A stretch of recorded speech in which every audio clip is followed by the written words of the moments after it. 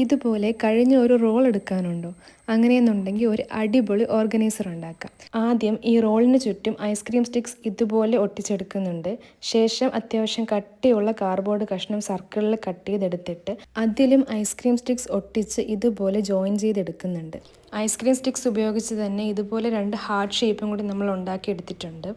Next ഇതുപോലൊരു shape cut ചെയ്തെടുക്കുക. ഇതുപോലത്തെ ഒരു 16 പീസ് നമ്മൾ കട്ട് ചെയ്തെടുത്തിട്ടുണ്ട്. എന്നിട്ട് ഇതുപോലെ വെച്ച് ജോയിൻ ചെയ്ത് എടുക്കുക. നമ്മളൊരു ഫ്ലവർ ഉണ്ടാക്കാൻ വേണ്ടിയിട്ടാണ് ഇങ്ങനെ ചെയ്യുന്നത്.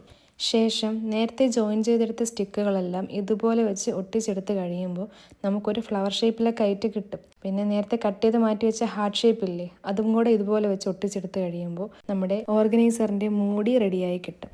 പിന്നെ കുറച്ച് കളറുകൾ കൂടി അടിച്ച് ഇതുപോലെ ലേസും കൂടി ഒട്ടിച്ചെടുത്ത് കഴിയുമ്പോൾ നമ്മുടെ ഓർഗനൈസർ ഇവിടെ റെഡി ആയിട്ടുണ്ട്. നിങ്ങൾക്ക് ഇഷ്ടമുള്ള എന്ത് സാധനം വേണമെങ്കിലും ഇതിലിട്ട് വെക്കാവുന്നതാണ്. വീഡിയോ ഇഷ്ടമായെങ്കിൽ ലൈക്കും സബ്സ്ക്രൈബും കൂടി പ്രതീക്ഷിക്കുന്നു. അപ്പോൾ നെക്സ്റ്റ് വീഡിയോയിൽ കാണാം.